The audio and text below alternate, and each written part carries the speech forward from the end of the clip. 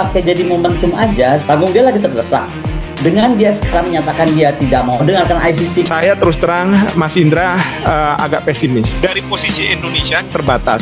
Kita bukan anggota dari ICC. Nah, bahasa kasarnya apa ya? PHP kali? Kalau saya ya setuju. Kita nggak bisa napas tentang ICC. Yerusalem itu adalah epicenternya spiritualnya dunia. Gitu, mau lahirnya agama apapun lah. Ya, kecuali Islam lah yang membela diri Israel. Dia satu-satunya bangsa di Timur Tengah dan satu-satunya Yahudi di dunia. Itu malah mau dimusnahkan gitu. Kalau begini akan terus muncul kelompok pejuang yang bagi mereka adalah Hamas. Tidak ada pilihan lain gitu.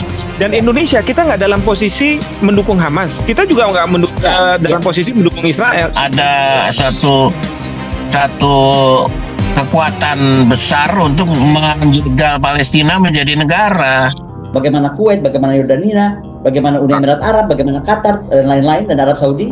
Kenapa membantu Israel? The mother of the disease-nya itu Amerika di sini. Amerika yang memecah belah semua negara Arab. Siapa yang mau beli kalau Timur Tengah terus damai? Itu aja yang paling harus melindungi Israel, or else ekonomi Amerika Serikat mungkin bisa dibuat runtuh. Ada saatnya Indonesia ini tidak hanya omon-omon saja gitu. Kita diceramahi terus sama negara-negara maju. Kita harus lawan. Israel itu mampu membuat doktrin dunia tak berdaya gitu. Itu seolah lumpuh. Pintu diplomasi itu merasa sudah lumpuh gitu. Ya bukannya tidak mungkin. Amerika Serikat akan menurunkan Netanyahu. Bilang begini, menekan Biden, tapi Biden harus melakukan operasi intelijen untuk menurunkan Netanyahu. Itu yang bisa kita lakukan, itu adalah mempengaruhi rakyat Israel. Biarkan nanti mekanisme di dalam negeri yang bisa menurunkan Netanyahu. Hukuman dari dalam, yang menurut saya agak tidak mungkin. Indra, jadi Mas Indra ini yang jadi pengamat, bukan kita.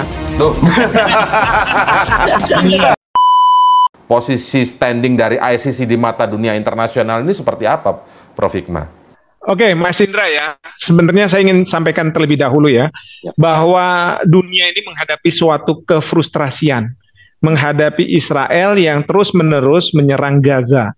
Dan masyarakat dunia sudah mengatakan bahwa ini sudah mengarah ke genosida. Buktinya apa? Buktinya Afrika Selatan membawa Israel ke Mahkamah Internasional, bukan Mahkamah Kejahatan Internasional, tapi International Court of Justice, di mana mereka mengatakan bahwa berdasarkan konvensi genosida, sebenarnya apa yang dilakukan oleh Israel itu sudah mengarah ke sana. Demikian juga, kalau saya tidak salah satu negara di Amerika Selatan juga membawa Jerman yang dianggap membantu rezim pemerintahan Netanyahu. Demikian juga Ibu Retno Marsudi sudah menyampaikan pandangannya di Mahkamah Internasional saat dimintai pendapat dari berbagai negara, karena Mahkamah Internasional diminta oleh Majelis Umum PBB menyampaikan opini hukumnya terkait dengan pendudukan Israel di Palestina. Demikian juga masyarakat, demo dan lain sebagainya. Dan fenomena yang sekarang kita lihat adalah para mahasiswa di Amerika Serikat, mereka pun melakukan demo-demo yang intinya adalah meminta Israel untuk menghentikan serangan ke Gaza demi kemanusiaan, bukan ingin membela Palestina dan lain sebagainya, tapi demi kemanusiaan. Nah, intinya adalah ini luar biasa sekali apa yang dilakukan oleh Perdana Menteri Netanyahu. Bahkan kita tahu Iran pun sudah melakukan serangan. Mungkin di antara negara-negara yang ada, Iran merupakan satu-satunya negara yang berani melakukan serangan ke Israel, walaupun tidak besar ketika itu, dan kemudian juga sebenarnya serangan yang sudah diberitahu bahwa Iran akan melakukan serangan tersebut.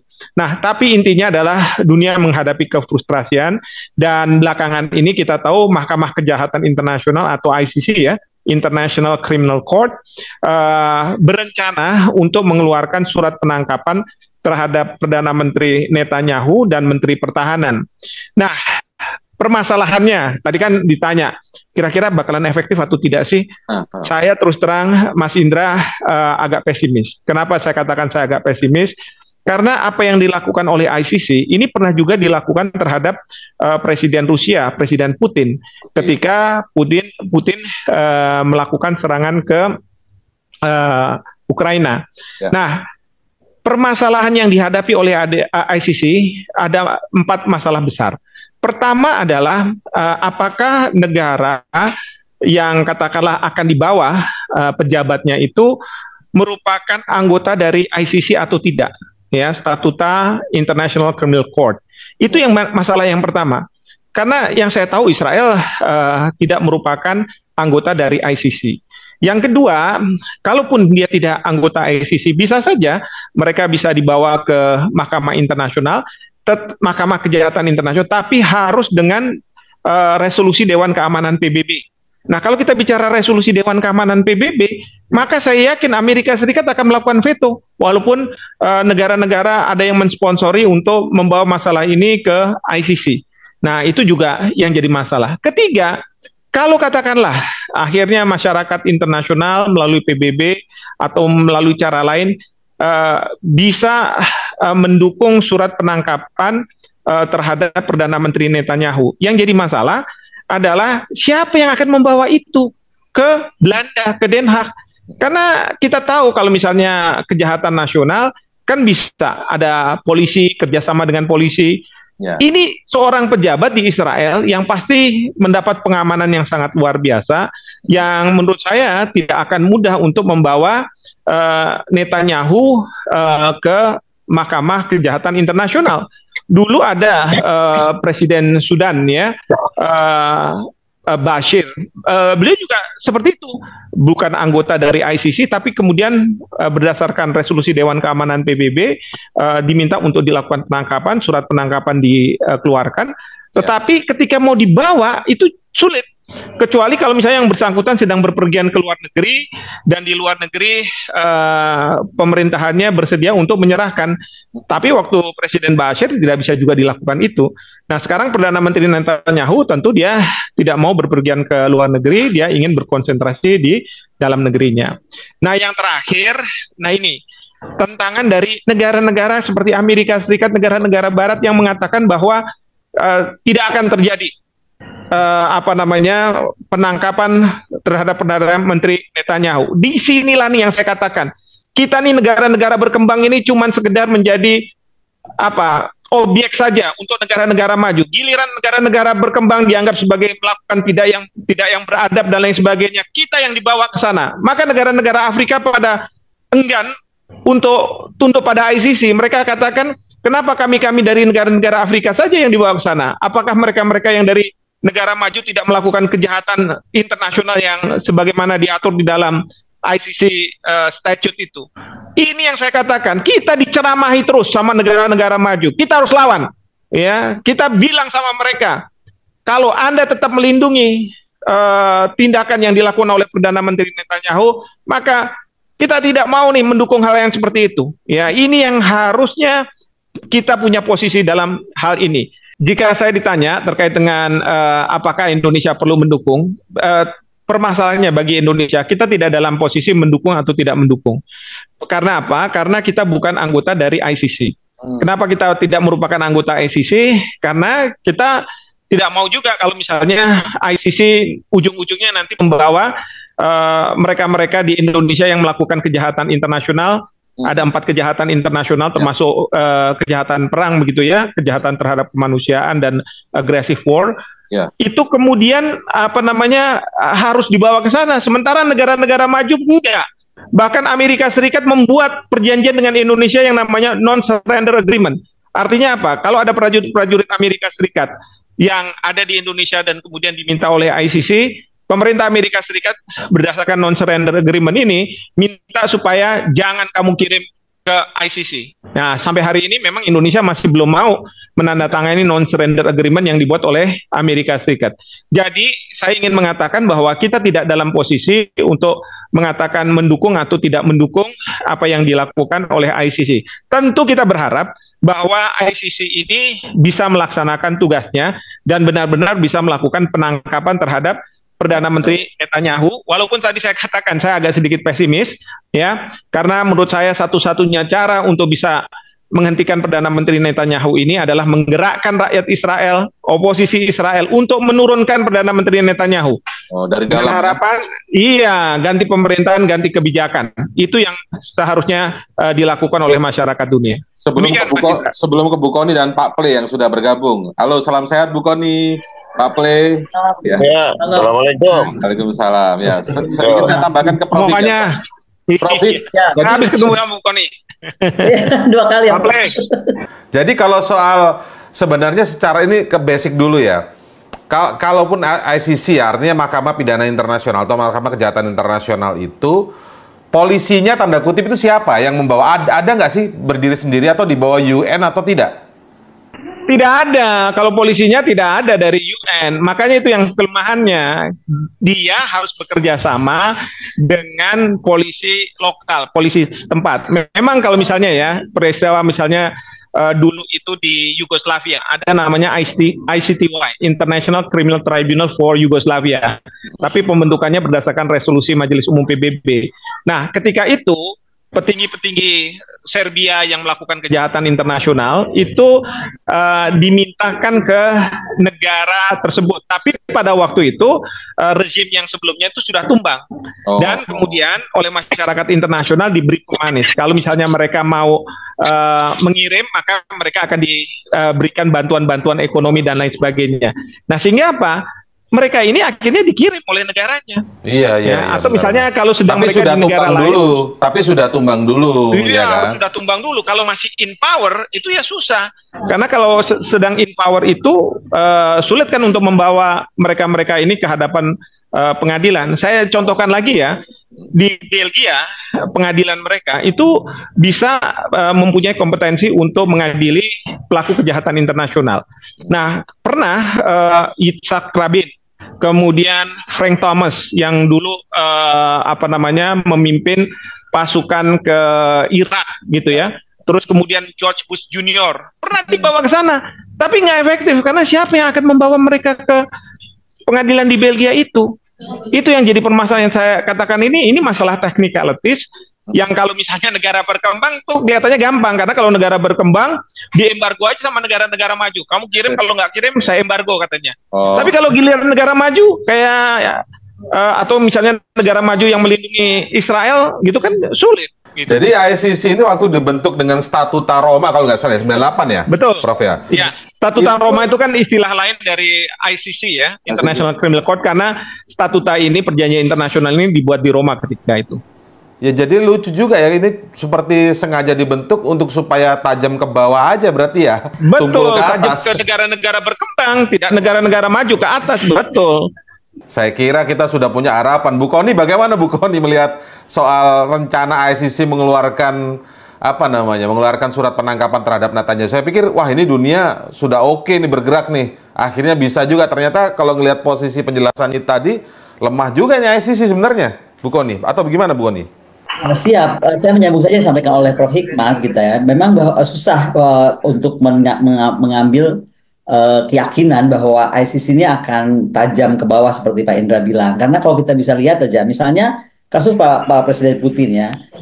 Pertama, Presiden Putin membantah mereka atau Israel Rusia itu tidak mengakui tentang yurisdiksi pengadilan ICC. Kedua, banyak pendapat yang menyatakan bahwa itu hanya simbolis saja waktu menyatakan bahwa Presiden Putin dianggap melakukan pelanggaran. Nah, catat juga beberapa negara kawan-kawan Presiden Putin atau negara-negara kelompok tertentu itu kan juga nggak tanda tangan. Jadi contohnya misalnya ketika KTT BRICS 2023 itu pemimpin Brasil, India, Tiongkok, Afrika Selatan itu yang meminta untuk malah Presiden Putin nggak berangkat. Kenapa? Karena khawatir secara internasional dia akan ditangkap di tempat lain. Jadi ada kekompakan untuk menjaga. Gaddafi mungkin kalau tidak meninggal kita juga nggak tahu, tapi menurut saya juga akan berproses. Tadi disampaikan oleh Prof. Hikmahanto, Omar Basir.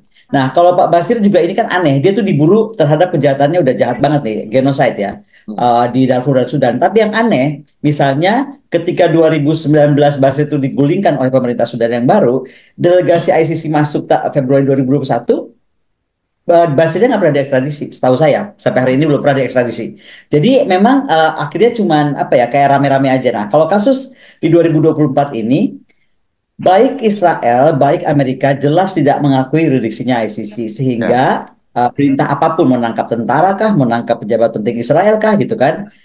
Dan resiko-resiko ditangkap dari negara Eropa itu mungkin ada, tetapi menurut saya sangat kecil. Contoh saya tadi sampaikan tentang Presiden Putin yang juga dijaga oleh kawan-kawannya, termasuk Cina yang tidak mengakui juga.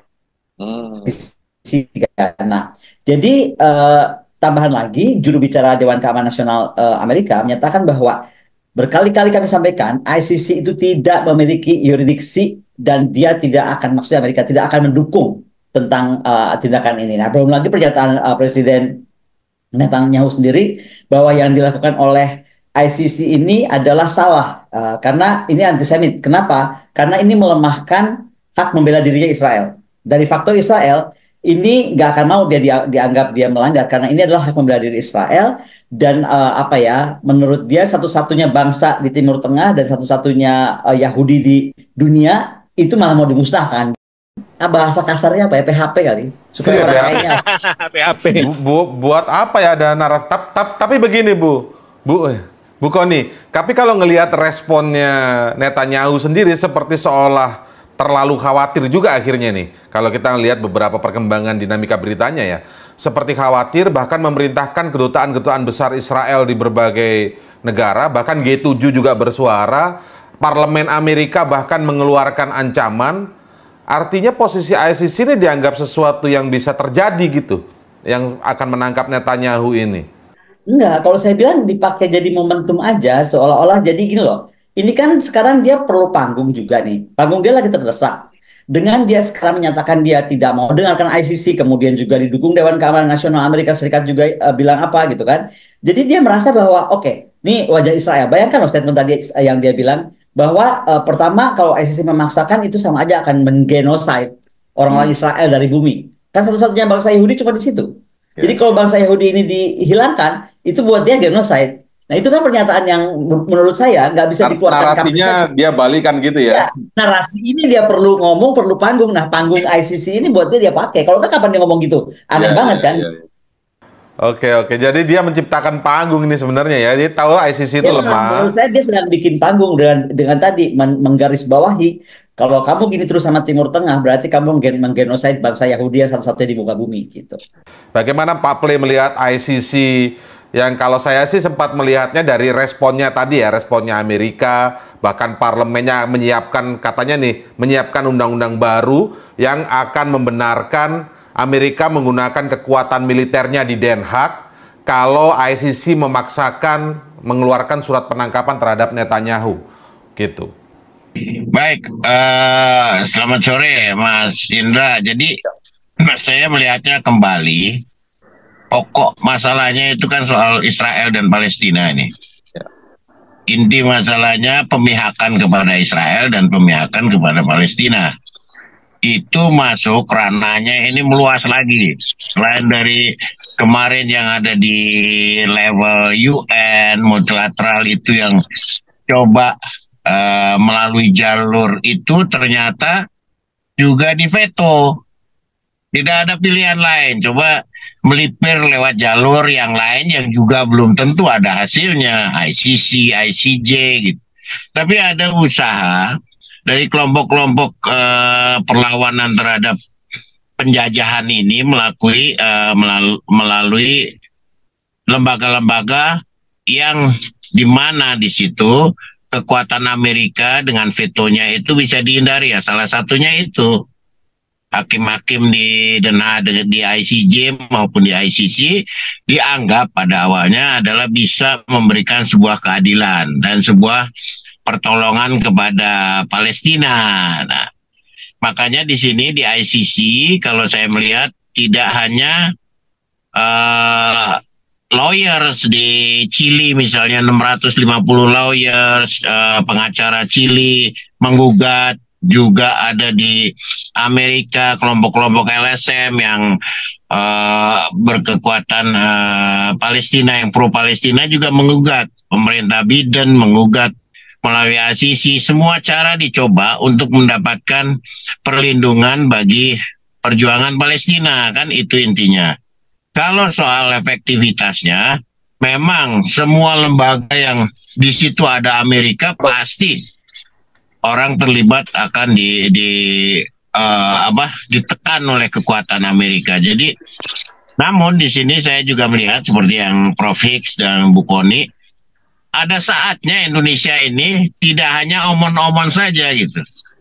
Minta ke jalur UN, PBB lewat Jenewa, Komisi Dewan HAM ataupun di resolusi Dewan Keamanan ataupun resolusi sidang umum Majelis Umum PBB, itu kan juga kita hanya mau selalu meminta mengecam, mengutuk, minta orang lain melakukan tindakan ini. Nah, tapi langkah kita yang konkret ini belum pernah ada loh.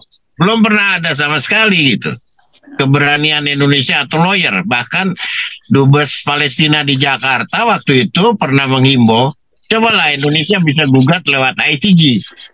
ICC misalnya. ICC, coba gugat itu LSM ataupun kelompok yang lain menggugat lewat situ. Memang bukan soal keberhasilannya ya. Itu udah pasti. Tapi kalau tadi disebutkan misalnya Indonesia sendiri tidak ikut menandatangani statuta ICC, itu gimana Pak? Itu kalau menurut Dubes Palestina dan seperti yang lain, tampaknya bisa saja gitu. Mengajukan.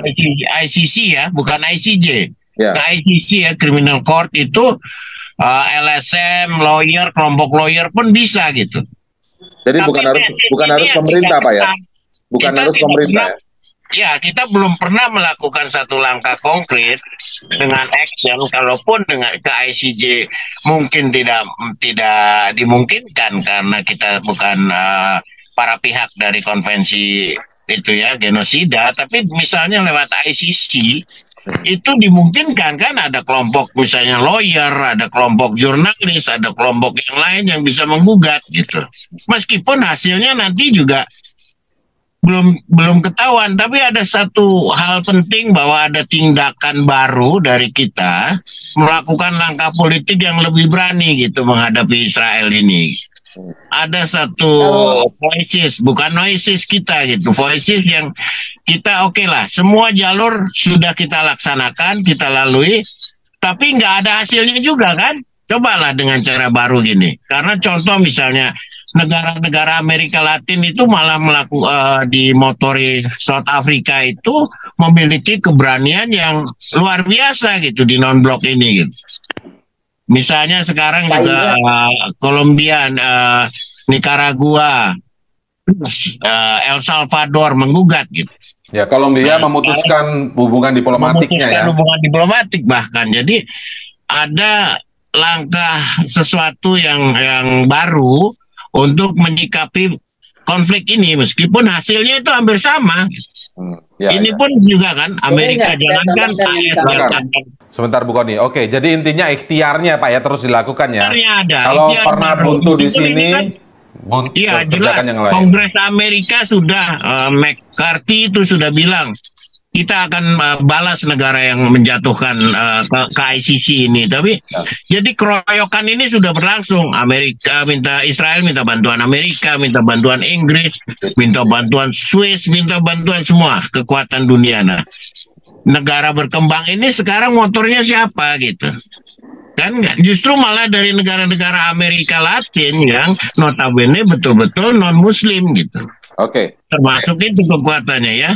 Baik. Jadi menurut saya baik kita melakukan itu, coba jalur lain yang dibuka adalah ICC. Nggak ada yang lain gitu ya. Saya ke Bu Kony dulu untuk memberikan tanggapan tadi. Bu Kony silakan. Saya tertarik sama pernyataannya Pak Play karena saya jadi ingat keputusan Jaksa Penuntut Umum Bensouda ya tahun 2020. Jadi waktu itu akhirnya masalah yurisdiksi itu kalau nggak salah diperpanjang masa pertimbangan selama 30 hari dan karena ada 50 negara komplain memberi masukan, kemudian ada 180 organisasi Palestina, 50 LSM waktu itu. Yang diajukan apa? Amicus Curiae gitu. Nah, waktu itu kalau nggak salah mengajukan tuh Austria, Brazil, Kanada, Ceko, Jerman, Hongaria ya. Iya, Uganda malah. Nah, ini nyambung yang tadi Pak Play sampaikan. Harusnya peran Indonesia juga lebih apakah masuk dari Amicus Curiae atau kau masuk dari mana, tetapi mungkin ada argumentasi yang lebih menohok gitu dari kita negara sebagai pendiri non-alignment movement. Menurut saya itu akan jadi sangat penting. Karena sekali lagi kalau kita mau lihat riwayatnya dari 2014, 2015, 2019 dan lain-lain, sebenarnya kan itu main-main di urusan pertama Israel nggak mengakui, kemudian juga kalaupun Palestina mengakui, tapi kan Palestina bukan dianggap negara, kayak gitu tuh terus terjadi gitu loh. Jadi maju mundur tentang Palestina itu negara atau bukan. Coba itu bertahun-tahun loh masalah Palestina itu negara atau bukan, walaupun dia sudah meratifikasi. Itu menjadi sebuah persoalan gitu. Di sisi lain, tadi saya sampaikan dari faktornya Israel, dia pasti akan besar kepala dan juga akan lebih confident karena pihak Amerika juga sangat-sangat menentang gitu untuk itu. Mas Indra, boleh nggak saya sampaikan? Silakan, Prof. Saya sebenarnya gini, Pak Ble ya, ini LSM nggak bisa bermain kalau misalnya di ICC. Karena ini kan ibaratnya orang yang melakukan tuduhan, yang bisa melakukan tuduhan itu adalah jaksa.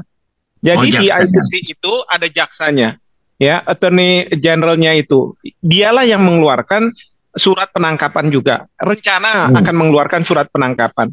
Jadi di sini ini bukan seperti Dewan HAM yang LSM bisa memberikan masukan dan lain sebagainya. Jadi di sini ini di ICC itu kayak proses kalau kita bicara pidana di Indonesia.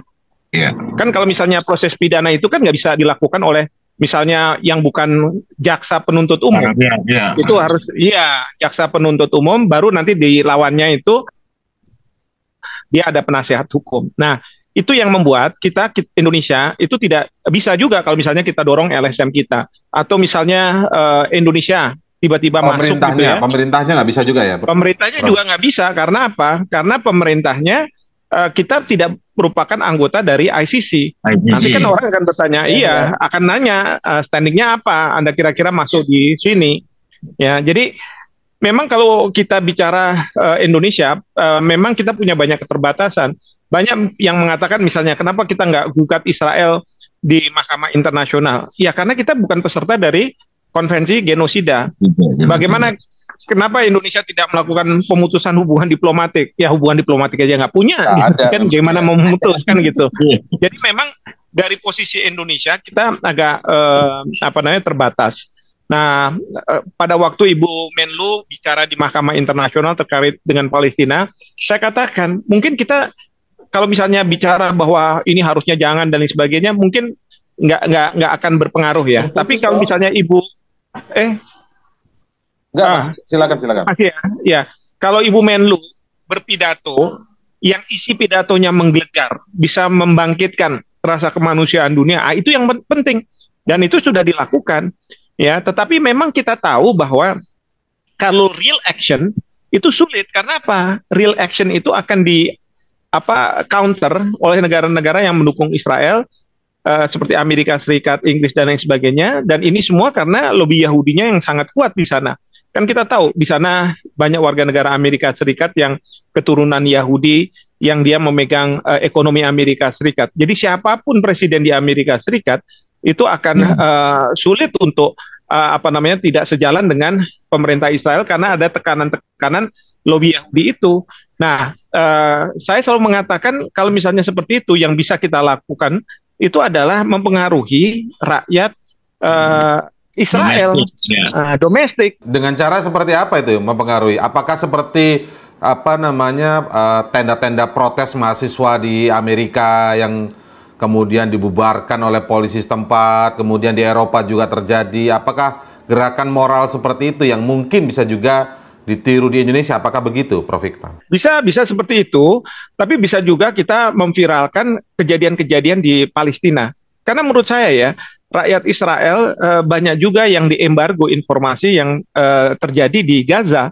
Sehingga kita tahulah kalau udah perang kayak begitu, pemerintah akan sangat membatasi informasi yang masuk ke negaranya.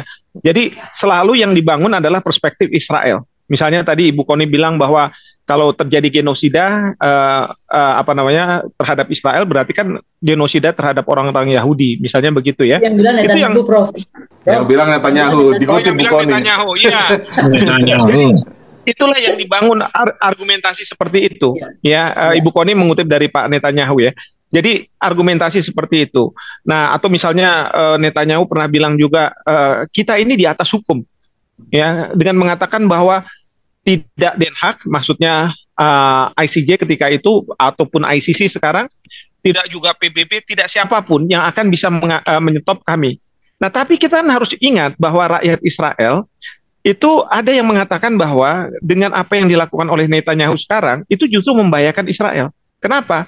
Karena menurut mereka banyak warga negara Israel yang berpergian ke luar negeri, ketemu dengan masyarakat di dunia di negara-negara tertentu, kalau dia marah terhadap Israel, marahnya itu nggak disampaikan ke pemerintah Israel, tetapi ke warga mereka yang di luar negeri.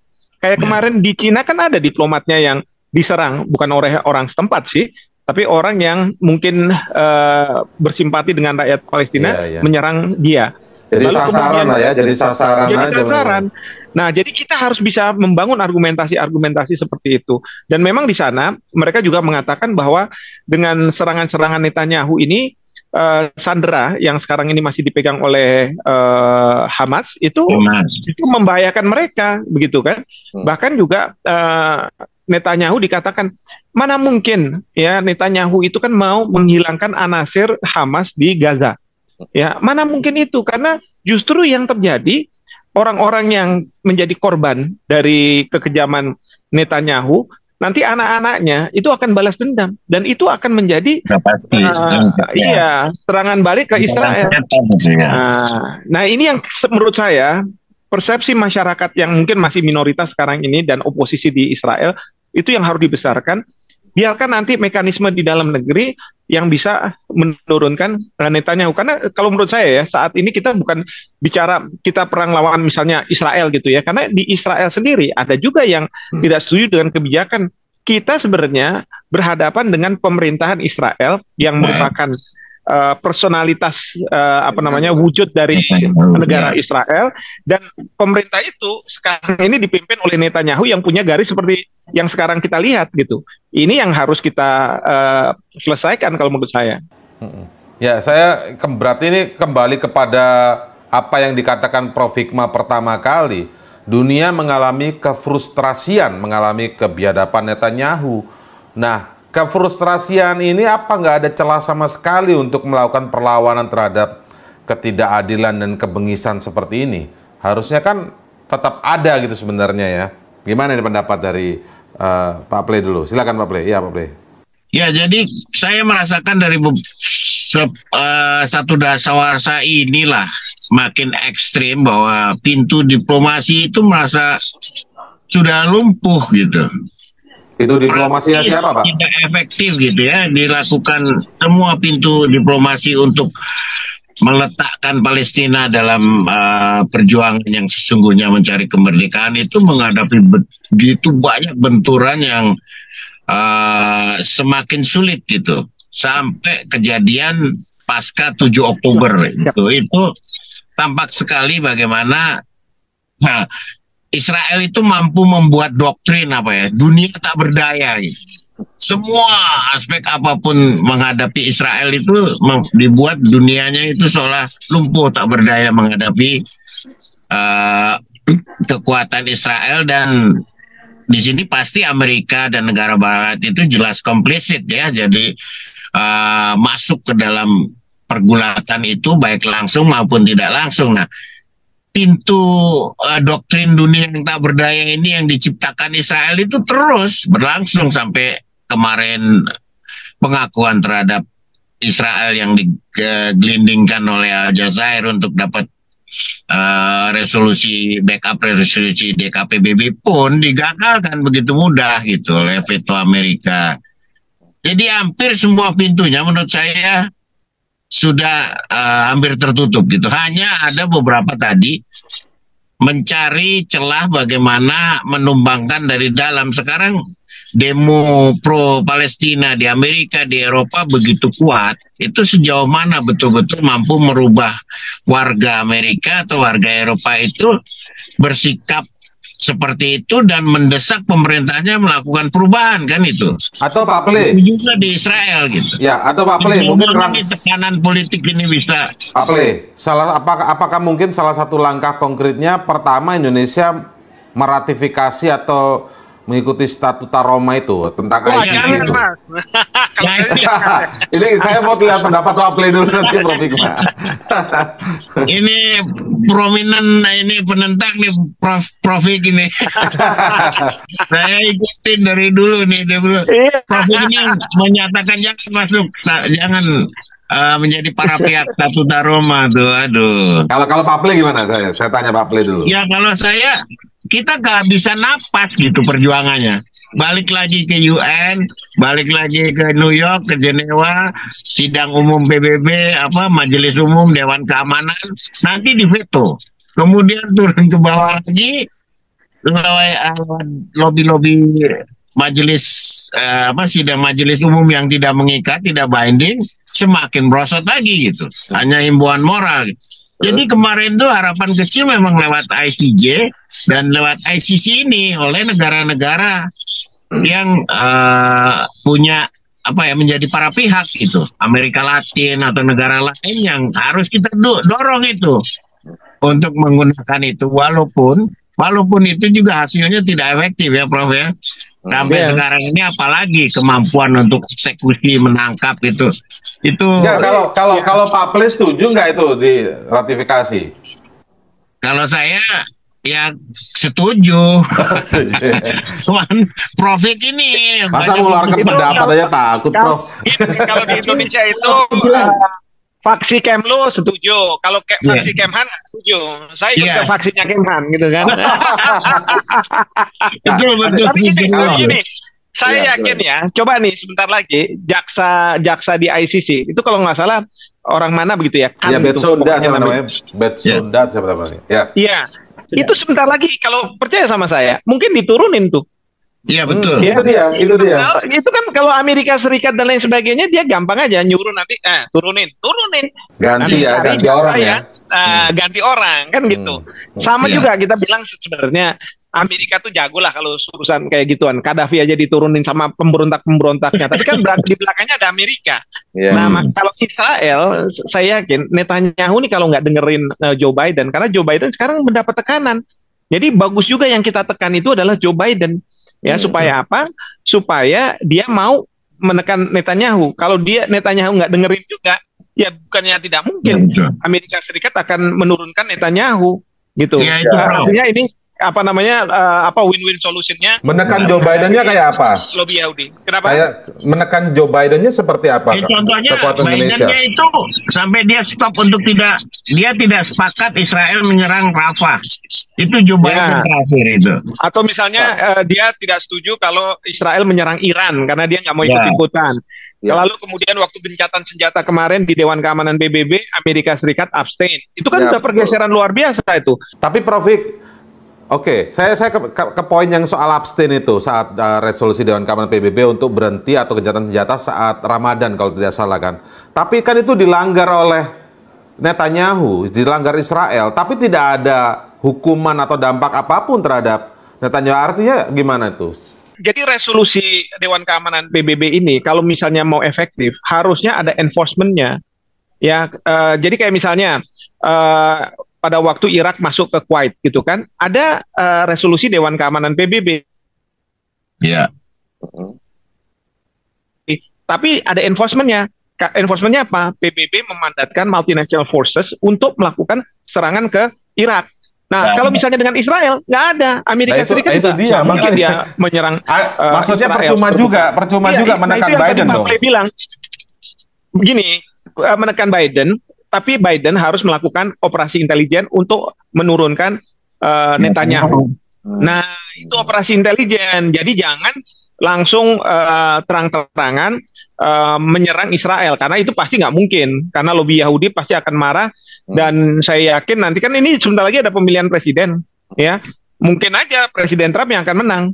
Kalau kemarin kan pada waktu Iran menyerang Israel, Trump bilang kalau saya di Oval Office maka tidak akan terjadi Iran menyerang Israel. Karena kalau misalnya Presiden Trump yang ada di Oval Office, maka dia serang dulu Iran, dihabisin dulu. Iya, kalau Joe Biden kan masih udah dikasih tahu, ya udah kita intercept. Tapi bukan menyerang Iran kan, cuma di intercept aja. Karena itu menurut saya pergeseran juga dari Joe Biden bilang bahwa ya sudahlah, kalau kamu menyerang kasih aja warning ke Israel. Saya udah capek juga menyampaikan hal ini ke Netanyahu, mungkin ya dalam konteks seperti itu. Pak Indra, Silakan Bu Koni ya Bu Koni.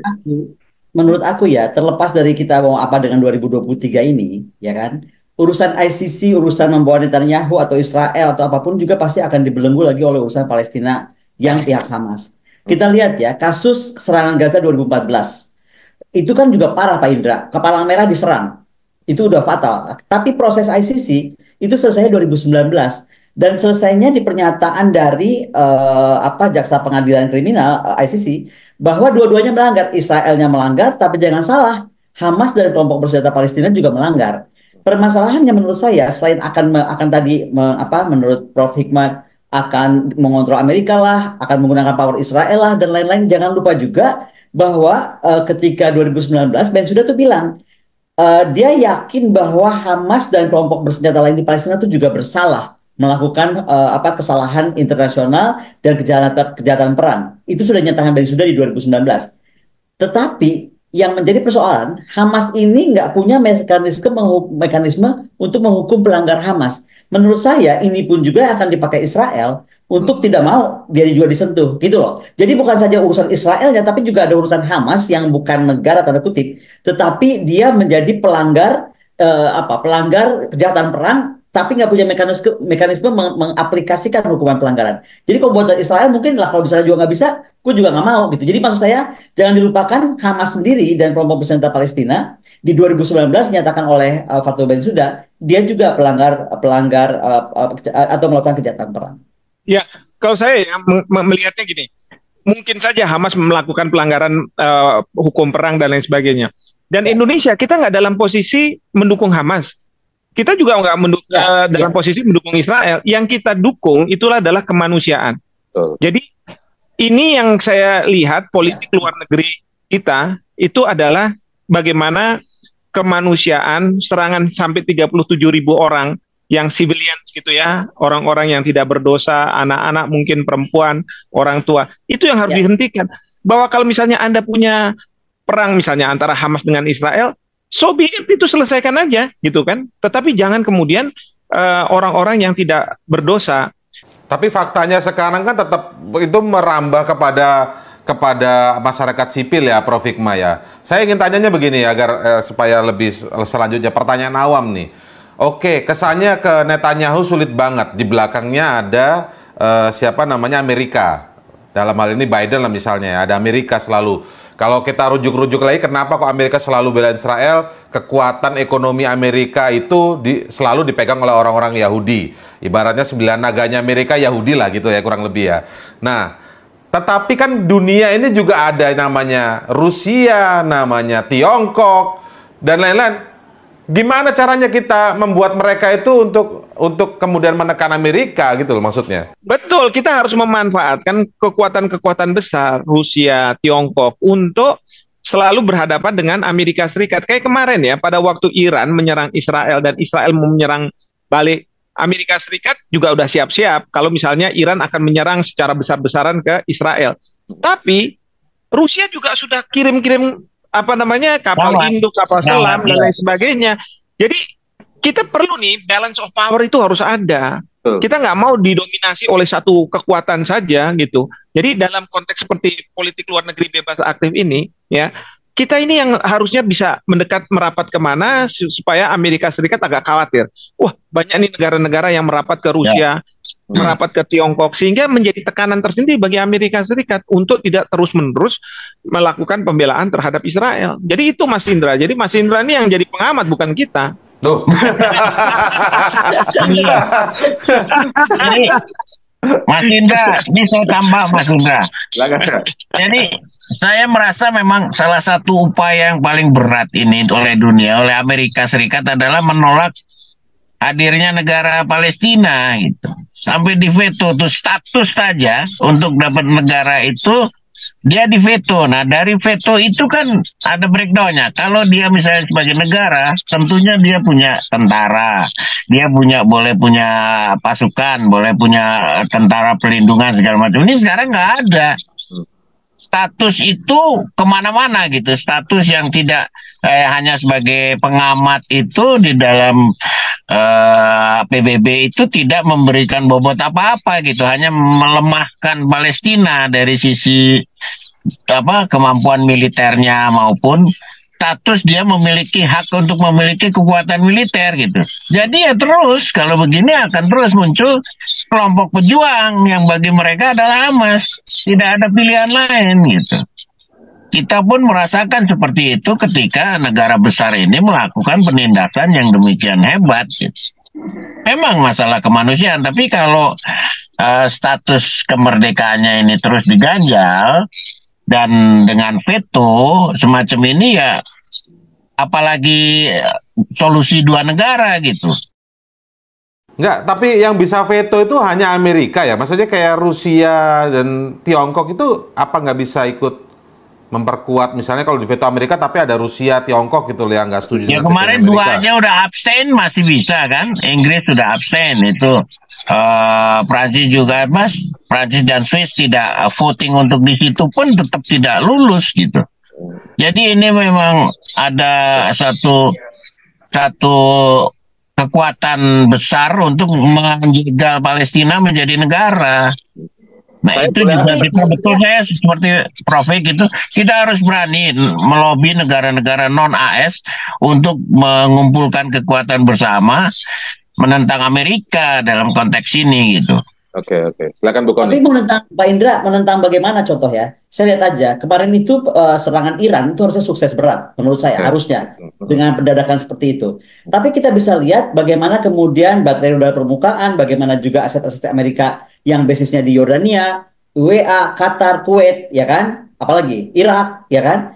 Yordan, itu kan juga bagaimana langsung tidak langsung, direct tidak direct itu melindungi Israel dan menjaga dari luluh lantak oleh Iran. Nah, sekarang kan pertanyaan berarti bukan cuma urusan Amerika dong. Bagaimana Kuwait, bagaimana Yordania, bagaimana Uni Emirat Arab, bagaimana Qatar dan lain-lain, dan Arab Saudi. Kenapa mereka tetap menjaga, tanda kutip ya, membantulah kalau nggak menjaga, membantu Israel untuk luluh lantak oleh Iran. Itu kan juga jadi pertanyaan. Jadi bukan semata Amerika Serikat sih kalau menurut aku. Jadi ada sebuah konteks yang pernah kita bahas lebih besar. Apakah ini larinya nanti ke Sunni Syiah, ya kan? Kalau itu jadi bahaya juga dan lain dan sebagainya gitu.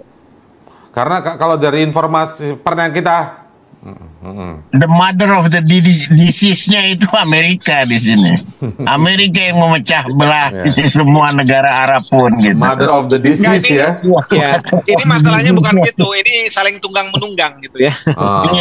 Saling tunggang menunggang gitu kan. Amerika menunggangi nanti permusuhan negara-negara Arab dengan Iran gitu kan. Soal seperti itu. Iya. Tapi kan ya itulah keadaan dunia. Tapi saya penasaran gini nih, sebenarnya karena kalau kita melihat yang sempat viral ya, ketika Joe Biden muda di parlemen, itu bicara bagaimana harus menjaga Israel karena ada investasi besar bagi Amerika, kalau nggak salah gitu. Ini masyarakat awam nggak banyak tahu nih, kenapa Amerika begitu sampai die hard-nya mempertahankan Israel itu.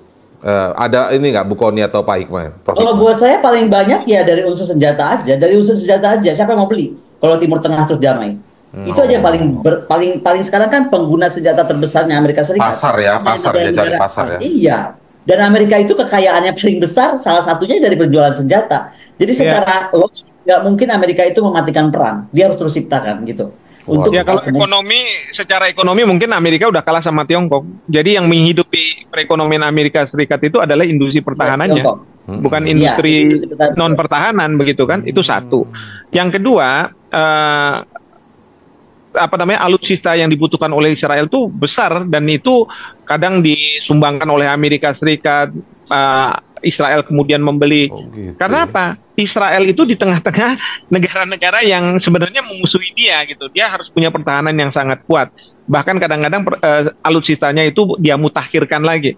Maka kita juga kadang Indonesia membeli dari Israel karena sudah dimutakhirkan. Tapi sekaya apa Israel akan terus membeli alutsista dari Amerika itu? Disumbang itu. Kemarin kan hibahnya itu berapa? 30 T, hampir 30 T selama untuk 1 tahun ini.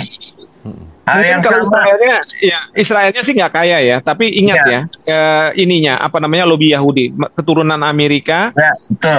yang ya orang Yahudi, keturunan Yahudi yang warga negara Amerika, yang menurut saya itu punya uang yang sangat besar di Amerika Serikat dan mereka pokoknya at all cost Amerika Serikat harus melindungi Israel or else ekonomi Amerika Serikat mungkin bisa dibuat runtuh oleh mereka-mereka ini. Maka itu Betul. siapapun yang jadi presiden, mereka nggak dare gitu ya untuk bisa melakukan tindakan yang katakanlah bertentangan dengan keinginan dari lobi Yahudi ini. Jadi kalau sudut pandangnya tunggang menunggangi, Rusia dan Tiongkok pun tidak bisa kita harapkan untuk berada di seberang Amerika ya dalam Nggak Tapi konteks bisa juga mereka Israel juga Palestina ini. kita bisa tunggangi sebenarnya karena apa? Kalau Amerika Serikat ada di situ, pasti Rusia nggak suka gitu kan. Pokoknya jadi antitesenya gitu ya. Apapun masalahnya, pokoknya kalau Amerika Serikat ada di situ dia nggak suka gitu ya. Nah sementara kalau dari sisi Tiongkok kan memang mereka sedang kompetisi dari sisi ekonomi. Jadi mungkin dari situ yang kita bisa mencoba untuk mengatakan bahwa ya Rusia atau Tiongkok ini kita menjadi penyeimbang bagi kekuatan Amerika Serikat gitu ya. Oke, kita masuk ke kesimpulan deh kira. Boleh silakan. Tapi sambil tambahkan soal agar masuk ke kesimpulan Bu Kony. Jadi yang soal kita bicarakan tadi soal ICC itu PHP, nggak mungkin bisa menjadi sesuatu yang efektif. Jadi sekali lagi ini harapan semu lagi nih untuk kita melihat Palestina terbebas dari serangan atau penindasan Netanyahu Israel. Silakan, mungkin dari Bu Kony dulu deh untuk kesimpulan.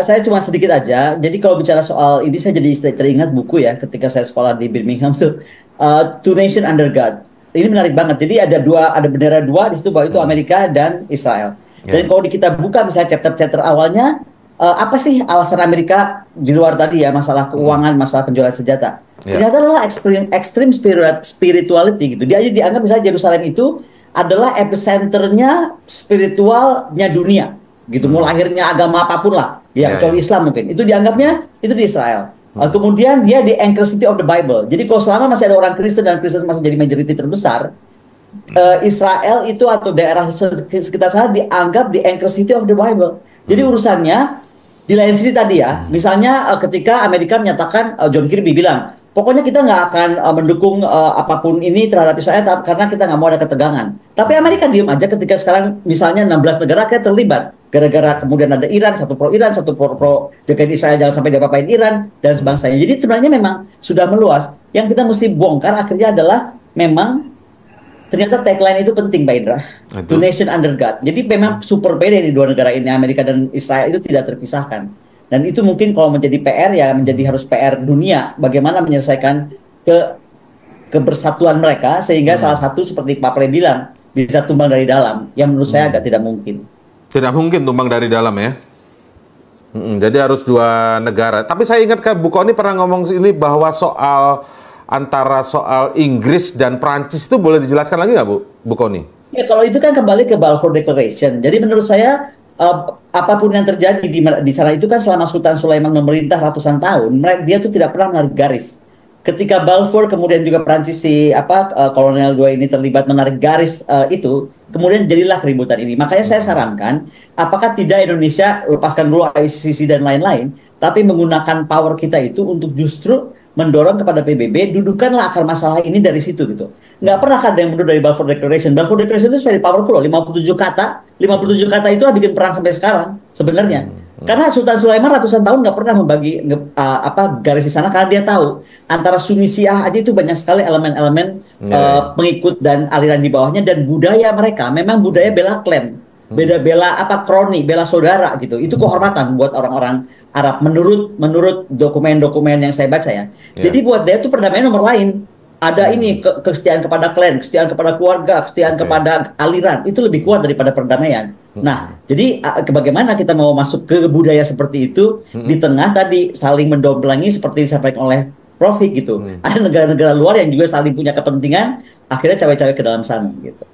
Oke, baik Pak Ple, silakan Pak Ple. Ya, jadi saya sih melihat Israel ini udah benar-benar jadi negara bagian federal yang ke-51 buat Amerika gitu.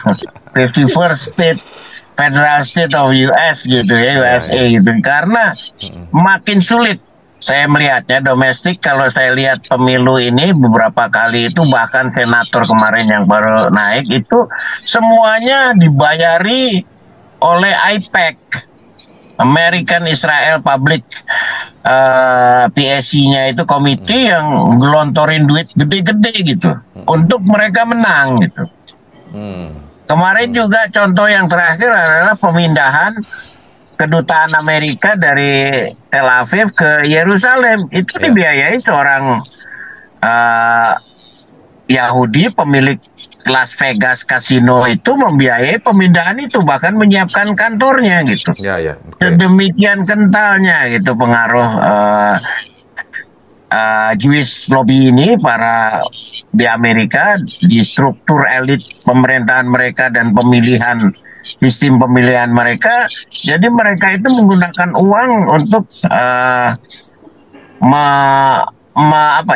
menciptakan barisan pemimpin yang pro Israel. Nah, saya mau tanya nih, kalau konteksnya politik Amerika nih, Pak Ple, Republik atau Demokrat yang lebih sangat Israel? Ya, hampir dua-duanya. Oh, dua-duanya ya? Nggak, maksudnya kalau sekarang kan rencananya akan bertarung lagi Trump nih versus Biden nih. Rematch misalnya juga gitu ya. Trump itu juga tidak bisa diharapkan berarti dalam konteks kalau kita lihat pemindahan Tel Aviv kedutaan Amerika di Tel Aviv ke Yerusalem pada masa Trump itu dibayari oleh seorang miliuner Yahudi yang Zionis yang anggota AIPAC, ketua AIPAC. Dan siapa saya lupa namanya, tapi itulah dia yang membiayai semua gitu. Nah, itu kekuatan Trump tapi sukses lahirkan Abraham Accord loh, itu penting sebenarnya. Iya, itu dia, itu lain ceritanya lagi. Tapi ini domestik, kemampuan politik Amerika untuk mandiri itu tidak sepenuhnya bisa dilakukan gitu. Dia pasti akan menjadi condong kepada lobby Yahudi. Itu sudah siapapun presidennya gitu. Coba kita bisa urut, kita bisa buktikan itu bahwa memang itu seperti itu gitu. Jadi domestik di Amerika juga memang harus dilawan secara domestik dari warga Amerika maupun warga Yahudi yang tidak Zionis ini untuk menghadapi kekuatan AIPAC itu, Israel lobby itu yang harus dia dorong. Nah, kita bisa nggak menyeberang masuk ke dalam kelompok itu untuk bisa menyuarakan itu, juga masuk ke dalam kelompok-kelompok sekarang berkembang di Amerika, kalangan kampus di Eropa, di Amerika. Bisa nggak itu untuk mendorong agar suaranya ini dari negara berkembang ini terdengar juga gitu? Maksudnya pemerintah kita bisa bergerak atau seluruh elemen masyarakat Indonesia? Harusnya dua-duanya bisa bergerak. Pemerintah juga harus bergerak gitu. Ini ke depan ya, Pak Prabowo dengan entah siapa Menteri Luar Negerinya yang baru gitu, mungkin bisa menggunakan cara-cara yang lebih baru, yang lebih up to date gitu untuk menghadapi kedalaman perjuangan kita gitu. Kalau enggak ya hanya kejadian berulang seperti ini, melakukan hal yang berulang gitu. Jadi kita perlu pembaharuan, kemampuan untuk memperbarui pendekatan ini dengan situasi yang berkembang saat ini. Jangan sampai kekurangan nafas ya, maksudnya sudah seperti berpangku tangan ya. Ya, jangan sampai kita meletakkan ini ya sudah seperti ini. Politik luar negeri bebas aktif ya hanya seperti ini, enggak. Itu harus dikreasi dengan cara-cara baru yang lebih outreach-nya lebih besar dengan kemampuan yang lebih menyentuh publiknya gitu. Di Amerika, di negara-negara Arab, di Jordan yang tidak sepenuhnya pro pada Palestina kelompok itu, gitu juga Qatar, begitu juga di Saudi. Nah, ini juga harus dilakukan bersama gitu. Baik, saya ke Prof. Hikmah sebagai penutup. Silakan Prof. Hikmah. Ya, saya tadinya mau menyampaikan cara baru yang diharapkan oleh Pak Ple. Tapi kan ini kesimpulan. Jadi nggak Oh, iya, mungkin iya. kita buka lagi ya. Gak apa-apa lah, Prof. Cara barunya sebagai kesimpulan. Tapi gini, Eh. terkait dengan ICC ya, terkait dulu dengan ICC. Jadi Iya, iya. memang dunia ini menghadapi kefrustrasian terhadap apa yang dilakukan oleh Netanyahu sebagai Perdana Menteri. Jadi siapapun yang pegang kuasa saat sekarang ini, kebanyakan negara-negara ataupun lembaga internasional, dia akan mencoba untuk menghentikan Netanyahu dengan berbagai cara. Termasuk juga jaksa ya, atau ICC, tentu ini ICC kan ada hakim-hakim ya, mungkin Ya, hakim-hakimnya masih belum berperan, tetapi jaksanya ini sudah mulai menginisiasi kalau misalnya mengeluarkan surat mengeluarkan penangkapan. surat penangkapan. Ya, tapi pinternya Amerika Serikat, dia bilang nanti saya mungkinkan serdadu saya, tentara saya untuk masuk ke Den Haag. Ya, Saya itu bilang gimana tuh? kayak berlebihan banget sih, seperti kayak begitu itu. Ya kan, buat apa? Tapi mungkin Amerika Serikat ingin memberikan pelajaran kepada siapapun yang pegang kekuasaan, untuk kamu jangan coba-coba macam-macam. Karena saya ada di belakang Israel, dan Israel itu akan saya, tanda kutip, perbolehkan untuk melakukan serangan-serangan ke Hamas, walaupun ada collateral damage-nya yang sangat luar biasa, karena dia melakukan hak untuk membela diri mereka. Itu yang kita harus pahami. Lalu yang kedua, bagaimana upaya yang kita bisa lakukan? Kalau menurut saya sudah saatnya ya, dunia itu bicara keras bahwa hukum internasional itu hanya dijadikan legitimasi, alat untuk membenarkan tindakan, bukan aturan yang kita harus pedomani semua negara. Ya, karena selama ini Amerika Serikat itu berperan sebagai hakim yang menentukan benar atau salah. Padahal dia bisa beracara juga, dia punya kepentingan nasional. Nah, itu dia. Ya boleh seperti itu. Nah, itu yang kita harus suarakan, kita keraskan, kita pertanyakan sekarang negara-negara maju, negara-negara barat yang selalu menceramah kita tentang hukum internasional, harus tunduk pada hukum internasional, sementara ketika mereka punya kepentingan nasional, mereka justru mengingkari itu semua. Jadi Amerika itu tergantung sama negara-negara berkembang di bidang apa kira-kira, Prof? Supaya punya daya tawar. Di bidang pasar, misalnya soal Amerika Serikat punya industri pertahanan, mereka kan ingin bahwa industri pertahanan ini hasil-hasilnya itu diserap, dibeli dan lain sebagainya. Pasar, ya. Mereka butuh itu. Kedua juga mereka butuh soal lingkungan, soal lingkungan. Iya, lingkungan juga iya. Tapi juga penting itu adalah negara-negara yang bisa berhadapan dengan Rusia, dengan Cina, Tiongkok begitu ya. Karena mereka nggak mau kalau misalnya frontal gitu. Jadi dia ada proksi-proksi tertentu yang akan menghadapi mereka begitu. Nah, ini yang menurut saya dari semua ini sebenarnya kalau ide barunya itu adalah, pertama, pemerintah kita selalu mengatakan yang kita bela adalah kemanusiaan. Jadi kalau misalnya kita bela kemanusiaan, siapapun yang menentang kemanusiaan, termasuk Amerika Serikat, harus kita lawan. Nah, cuman lawannya itu kalau kita sendiri kan nggak mungkin. Nah, kita harus membuat koalisi, ya, coalition of humanity, yang kita sama-sama ini untuk melawan kezoliman yang dilakukan oleh Amerika Serikat. Siapa yang ada di situ? Harusnya ada Rusia, ada Tiongkok dan lain sebagainya. Supaya apa? Kita nggak mungkin kita nggak akan berhadapan-hadapan ya kekuatan ini, tapi paling nggak ada daya getar untuk mengatakan bahwa enough is enough.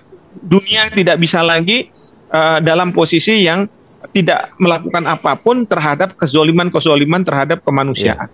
Kayaknya ada ajakan dari Tiongkok bikin koalisi-koalisi gini deh, untuk melawan AUKUS sama The Quad ya, Bu Kony. Tapi enggak juga Pak Indra, kalau saya boleh masuk ya ke urusan ini. Yang disampaikan Prof Hikmahanto itu sangat menarik untuk ide membangun koalisi orang-orang pro humanitarian atau perlindungan pada manusia. Tetapi jangan salah, kita tuh selalu bicara antara carrot dan juga stick gitu. Contoh aja ya, ketika The Quad mau dibikin atau AUKUS mau dibikin. Atau anggaplah The Quad aja. Kan ketika saya hadir rapat di New Delhi, saya tanya sama Menhannya, kenapa bukan Quadi? Kenapa hanya Australia, Jepang, kemudian negara Amerika dan Inggris gitu? Sementara kamu ngelewatin kapalmu kemana? Ke Alki kita kan, ke Silent of Communications kita. Itu jawaban dari Admiral Jepang itu di tengah forum internasional dengan gamblang bilang sama saya, kamu nggak bisa masuk. Kemampuan kamu tuh nggak bisa nyamain kita. Kemampuan apa? Aku bilang militer. Nah, jadi akhirnya yang tadinya cover up-nya apalah keamanan geopolitik atau keamanan perairan, tetap aja ujungnya adalah lu sanggup nggak main sama gue, lu tuh nggak sanggup, Navy lu tuh masih nggak ada apa-apanya. Nah, jangan sampai kita sekarang bicara tentang mau kemanusiaan tadi yang sangat idenya sangat brilian, tapi kemudian nanti dibalikin lu punya apa kalau mesti ngelawan gua, kan nggak enak tuh Prof. Itu yang saya takut Prof, karena yang di Delhi itu saya sampai mau pingsan, jawabannya cuma your Navy doesn't have anything, you're not compatible with us. Coba, bahasa kurang ajar banget kan? Nah, jangan sampai kita bicara kemanusiaan terus dibilang you are not compatible. Itu pertama. Yang kedua, saya khawatir ini geser ke Laut Hitam, kemudian Teluk Persia, masuk Andaman, masuk Laut Cina Selatan, sedikit lagi depan apa? Papua. Ketika kita bicara ISIS, kita bicara genocide, jangan sampai kita lupa di Inggris sana, di sudut Inggris sana sedang terjadi kelompok orang yang tidak di stop sampai sekarang menurut saya dengan masif, yang mengkibarkan terus seolah-olah membela Palestina itu adalah juga harus membela Papua. Jadi ketika kita bilang Palestina merdeka, mereka sedang menuntut Papua merdeka. Nah, kekuatan kita apa untuk membedakan si Palestina dan si Papua ini, bagaimana itu mungkin ada begitu ya Bu Kony, memang ada begitu. Sangat. Kalau Pak Indra main ke Oxford, saya kebetulan baru dari Inggris kan, itu flag mereka tuh di sebelah kirinya Palestina, di belakangnya ya Papua. Jadi kalau digini-gini Papua, Palestina, Papua. Ada kantor perwakilan lah. Mereka mengatakan ya sama-sama ini kan pembebasan. Tapi gini ya, kalau menurut saya memang kita kalau dari segi alutsista nggak mungkin lah menghadapi misalnya negara-negara besar itu. Tapi kan yang kita mainkan itu adalah negara-negara seperti Tiongkok, Rusia ini yang harus menghadapi Amerika Serikat dan lain sebagainya. Karena kemampuan senjata mereka itu boleh dikatakan mampu gitu ya. Sementara kalau kita sih, saya yakin sih nggak mampu. Tetapi kan koalisi ini harus kita inisiasi bahwa nanti akan di take up oleh negara-negara besar lainnya, ya silahkan gitu ya. Tapi harus ada inisiasi untuk memikirkan bahwa kemanusiaan itu menjadi penting. Jadi jangan sampai kemanusiaan itu versi dari negara-negara barat aja, dan selama ini kita dibohongi gitu, diceramahi, tapi mereka tidak menjalankan. Itu sih sebenarnya yang idenya itu. Oke, baik. Mungkin sampai di sini dulu ya diskusi kita.